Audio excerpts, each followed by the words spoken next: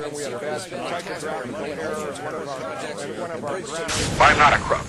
Second runner-up, White House Press Secretary Dana Perino, answering a question today about the killing or jailing of protesters and even monks in Myanmar, the former Burma. Quoting her, reports about very innocent people being thrown into detention where they could be held for years without any representation or charges is distressing. You got a map? You know where Florida is? Go to the right. Lower, lower, bottom of that long, thin island there. Read what it says. Right, Guantanamo Bay. Now go look up reports about very innocent people being thrown into detention where they could be held for years without any representation or charges by your bosses at Guantanamo Bay.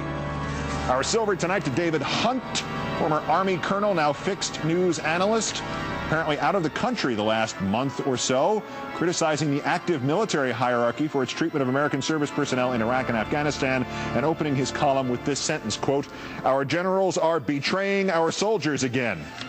So if you say that about one general, Congress passes a resolution calling you a stinker. But if you say that about all of them, you're a Fox News analyst. But the winner, Michael Medved, writing and posting at townhall.com a defense of slavery in the United States. He calls it 6 Inconvenient Truths About the U.S. and Slavery.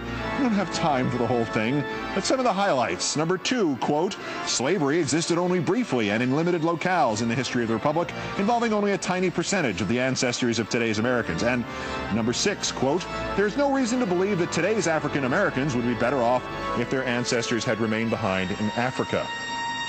Hey, Mike, you heard about Appomattox Courthouse and Jefferson Davis getting arrested and stuff? Michael, good God, go back to reviewing movies. Medved, today's worst person in the world.